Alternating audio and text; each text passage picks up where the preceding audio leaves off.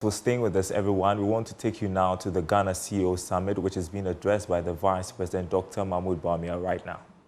About an economy that has collapsed, but that collapsed economy is performing better than your economy that you left us. We have created more jobs, 2.1 million jobs, than any government in the Fourth Republic. He was creating unemployment with Dumso and everything. We are creating jobs, 1.2 million jobs in the public sector, 975,000 jobs in the private sector. And all of this is data that we have put out for everybody. We've constructed more roads than any other government in the Fourth Republic, done more railways, done more airports, built more public libraries than any other government in the Fourth Republic, built more courts. We're in the process of building 120 court buildings. 80 have been completed. More classrooms than any other government. We are building more hospitals through Agenda 111 and other projects than any other government in the Fourth Republic. We've built more fish landing sites, 11 completed, more than any other government in the Fourth Republic. We've done more sanitation facilities, increased the proportion of the population with access to sanitation facilities from 33% to 59%. And this is why you are not seeing cases of cholera as it used to be in the past, because there are 5,400 communities that are now open defecation free declared. We've built more sports facilities in the country than any other government in the Fourth Republic. When we came in, you had only 3 astroturfs in Ghana. We have 150 plus now. We're building 10 multi-purpose sports stadia, completed 6 of them, and the others will be completed soon. Completed the Boteman Sports Stadium, which we used for the African Games, and the University of Ghana Sports Stadium.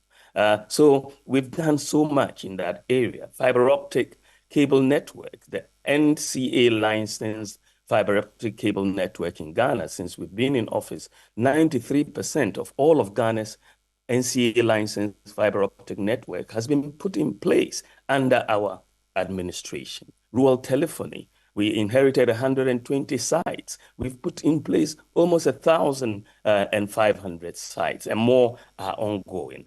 So there is so much that we are doing across in terms of the normal routine development. And in the ambulance service was collapsing. We've implemented the one constituency, one ambulance, and revived the national ambulance scheme. There was no vehicle for Zongo development. We've done Zongo Development Fund, and we are able to look at boast of over 200 projects in the area of Zongo development across all the Zongos in the country.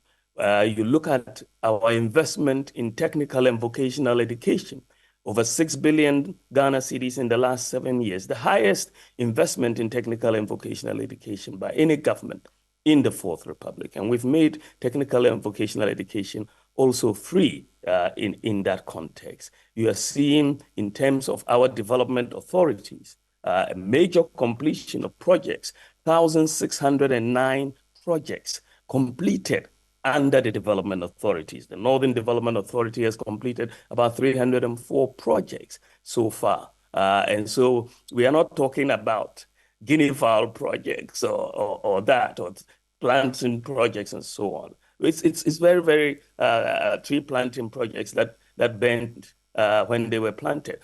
So we can talk about this economy that you say has not done well is doing better than you did when you were president, Your Excellency. And so you can see, and then we implemented free senior high school education.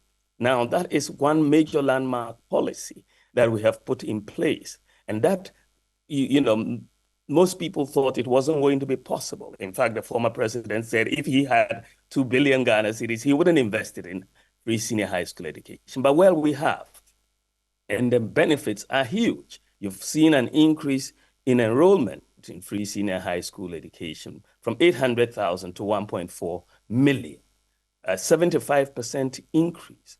And in the process, we have obtained gender parity. When we started free SHS, for every 100 boys in school, you had 68 girls. Today, for every 100 boys, you have 106 girls. and that enrollment increase has brought gender parity. But what is even more important is that if you look at the increase in enrollment into free SHS in Ghana, the highest increases have come from the 5 northern regions. So they constitute the highest ratios of enrollment in free SHS in Ghana, which is very good because the poorer societies, the poorer regions are getting more access. But what is even more important than this is that the quality has not dropped. We are seeing a major increase in quality through performance, and they have not been cheated. You've seen that, the core 6 subject in WAXI, and Ghana has not left the West African Exams Council, by the way. We are still part of it. But the top core 6 subjects, the performance in 2015 pass rate was 41%. Today, core 6 subjects, the pass rate is 64%.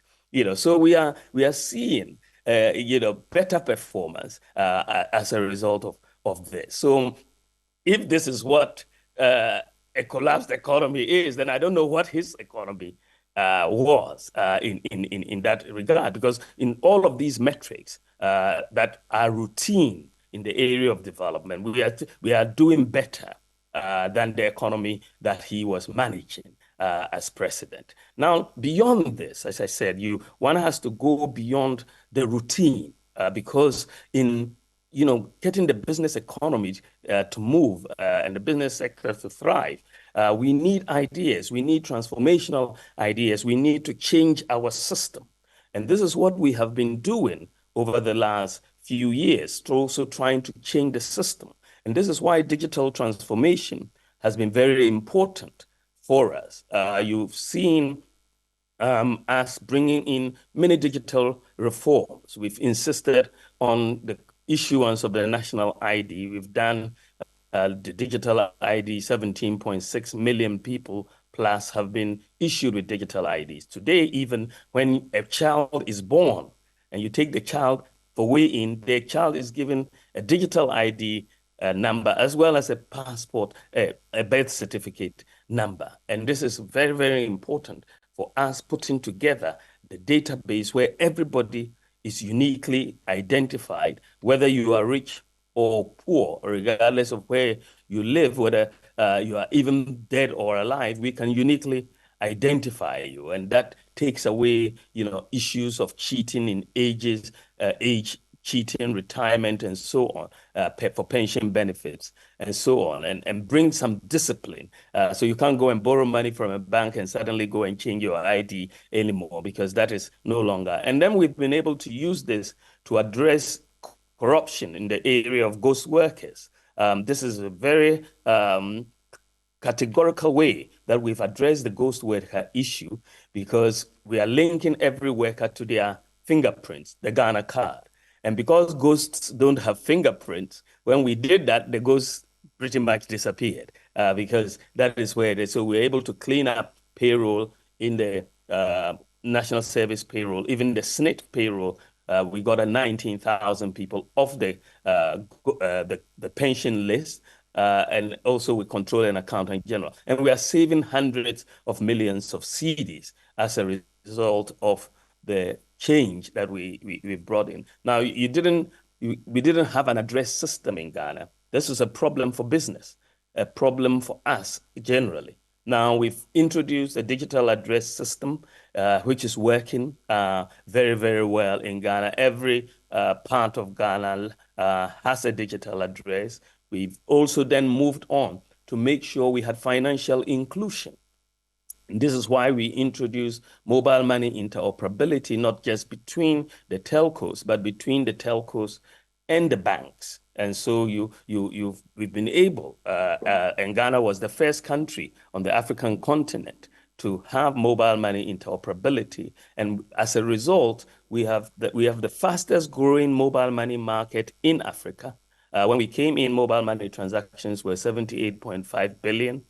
Today, mobile money transactions are 1.9 trillion. And Ghana today is the #1 country in the whole of Africa in terms of access to financial inclusion.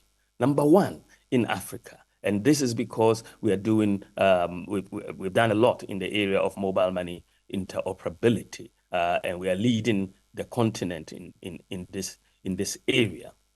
So we've also moved very quickly to digitalize operations in many of our public services so that we can reduce corruption and increase efficiency. So if you look at the passport office, we've digitalized the operations there, digitalized the operations at the ports with paperless ports, at the DVLA, implemented the motor insurance database.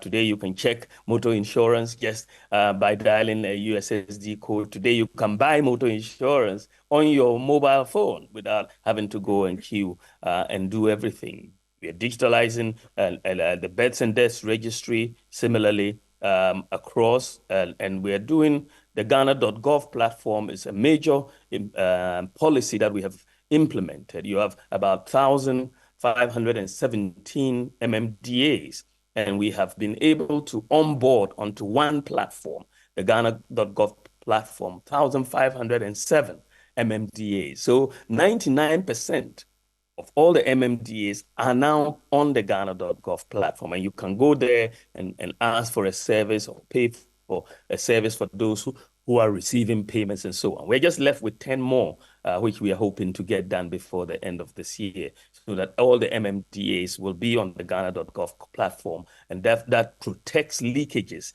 because therefore you are not going to, under the Ghana.gov platform, you don't use cash to pay. So basically, maybe the former president wasn't informed. Basically, what he says he wants to achieve when he comes into office in 4 years has already been achieved pretty much. And so we are there, and we are proceeding. We've digitalized the ECG process, and you can buy your credit for electricity without having to go and to queue at ECG. And in the area of domestic revenue mobilization, through the Ghana card, we have increased the proportion of people with tax identification numbers from 4% to 85%. For 60 years in Ghana, we didn't cross 4% of people with tax identification numbers. But by making the Ghana card number the tax identification number, we have now 85% of our population with tax identification numbers. Furthermore, we have linked the SNIT, NHIS, GRA, payroll, DVLA, the SIM card, the bank account of people directly to the NIA database. And that is really something that is going to help us. And when we are talking about artificial intelligence and all of that, artificial intelligence can only work if data exists. And so the integration of these databases that we're seeing across the country is very, very critical in terms of what we are doing. We've digitalized the tax filing process and so on. Even in the health sector, one of the things that we have done in the area of the e-health is to make sure that we network the hospitals and digitalize patient records. We have so far completed the networking and digitalization of patient records of over 300 hospitals. All the teaching hospitals have been digitalized. All the regional hospitals have been networked and digitalized. All the district hospitals have been networked and digitalized. So if they refer you from Yendi Hospital to Kolebu Hospital today, you don't need to bring a folder to Kolebu. You just come with your ID, and when you put in your ID, all your medical records would appear. And so the issue of the folders and so on in hospitals and across hospitals will now disappear. We expect by the end of next year that all the hospitals, all the clinics, all the CHIPS compounds will all be networked, and that will help a lot in healthcare delivery for us. We've also, ladies and gentlemen, introduced medical drones in the delivery of health services. The drones came for me out of painful personal experience of watching my father die when he was looking for blood.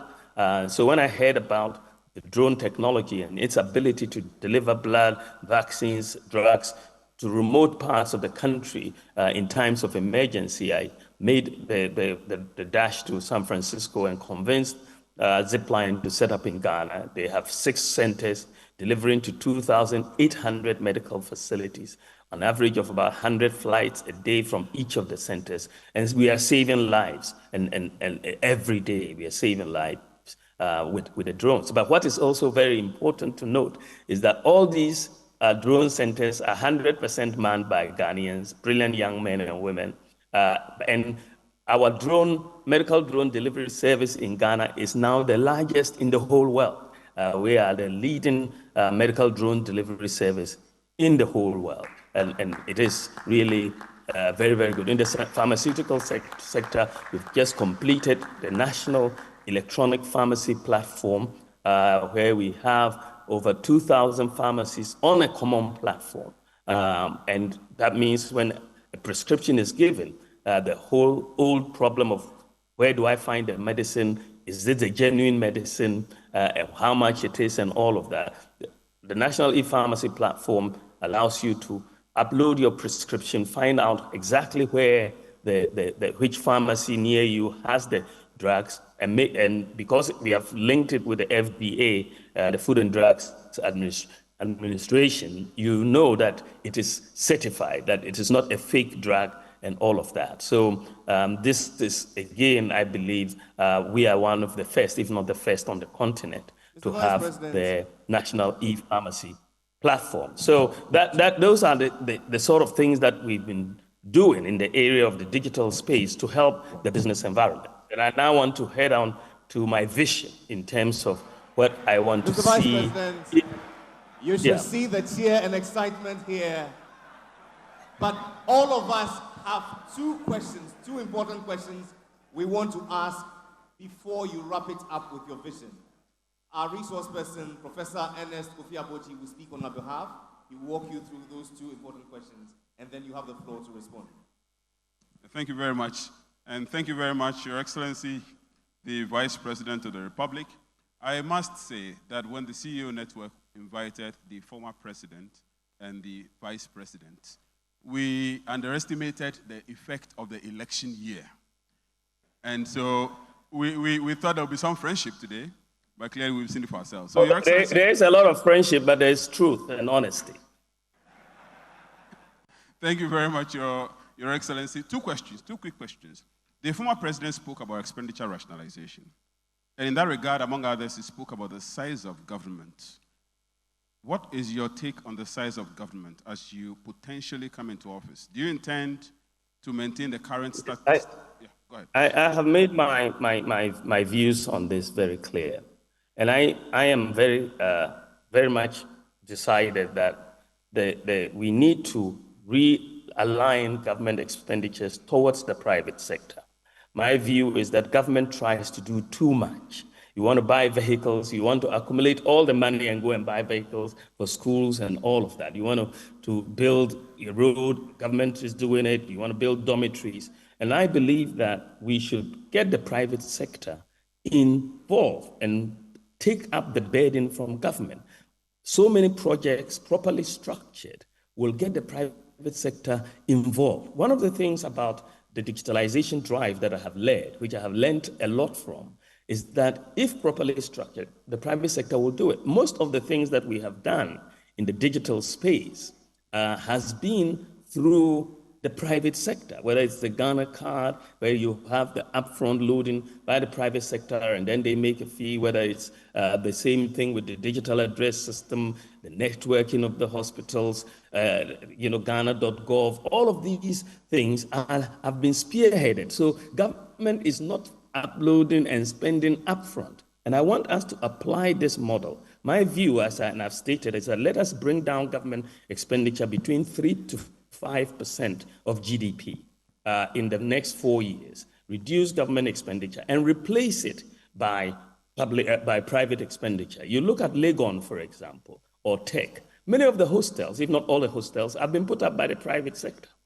It's not government that has put them up. And this is how we should be doing, whether we are talking about classrooms or dormitories or roads. Let's give the private sector the opportunity to build them. Government can rent these from the private sector and doesn't have to upfront spend it. If it's buses, 700 buses we are buying for schools, why do we have to buy it all at the same time? Why doesn't the private sector supply it and we can lease it and pay a little over time? I'm sorry, Your Excellency. I am thinking that the private sector is really the way that we need to empower so that we bring down government expenditure. And I am very much in Your Excellency, more specifically in the area of the size of government, not overall government expenditure, but the size Well, the size of government, as I have said, and I've made it clear on February 7th, I said that, for example, I believe that I can run a government with 50 ministers rather than what we are doing today. And I've made that very clear already. Thank you very much. The last question. You're welcome. The last question is on tax cuts. The former presidential aspirant made it clear that he is all in favor of tax cuts, and I'm sure you can well imagine that business is smiling. What is your position? Yes, I want to introduce a new tax system in Ghana. I don't want to tinker with the existing tax system. I want a new tax system. I've studied the tax systems across the world. The most tax competitive country in the world, the last 10 years in a row, is Estonia. So I took a team to Estonia and we studied their tax system. They are working on a flat tax system. So, and I believe that Ghana would benefit from a flat tax system. Makes it very easy, makes it very transparent, and easy to comply, easy to understand. Today, a lot of businesses don't even understand the bills that the GRA brings them. There's a lot of dispute amongst them. If we move to a flat tax system, it'll be very, very, very easy for everybody to understand. So next year, God willing, when I am president, by the grace of God, I'm bringing in this new tax system, and I'm going to usher in a tax amnesty that will essentially, up to a certain year, wipe out all tax obligations, and we are all going to start afresh on a clean slate. So the tax amnesty is what I'm bringing in next year. I also want to realign our import duty regime. I want to move towards flat taxes in cities on import duties so that there's predictability on our import duties. And I also want to realign our Ghana import regime to what exists with our nearest competitor, the port of Lomé. And so we are not going to charge import duty that is higher than what is being charged at the port of Lomé, so that we'll stop the smuggling that is going around through Togo into Ghana. Once we align our import duty not to be higher than that of Togo, we will make sure that that smuggling doesn't take place. Businesses need predictability, and I believe that the tax proposals that I'm presenting, if you look at our import duty regime, for example, and all of this is financeable. What I'm saying, it doesn't make any difficulty in finance. And as I said, I'm bringing down government expenditure by 3 to 5% of GDP. 3% of GDP is almost 30 billion Ghana cedis. Now, if you look at our whole tax revenue from import duty, the whole of import duty is 15 billion Ghana cedis. So if you're able to rationalize or reduce government expenditure and replace it with private sector expenditure, you create a lot of fiscal space. And that is where I'm headed. Thank you very much, Your Excellency. Very much. It's early morning. It's early morning in Canada, so we appreciate the sacrifice and the public service. No. I didn't want to miss this very, very important occasion. I really wish I was there personally, but I'm sure that is what it takes. We've been able to do this digitally, and thank you. And I can assure you that the former president has sat through. He's here as you requested, so he's been. And I thank him very much. And I hope we will meet on more occasions to let the whole public understand our respective viewpoints. Thank you. Thank you very much, Your Excellency. Enjoy Canada. Thank you. Thank you very much. Ladies and gentlemen, put your hands together for His Excellency Dr. Mahamudu Bawumia, Vice President of our Republic, His Excellency John Dramani Mahama, and our able moderator, Professor Ernest Kofi Abochi.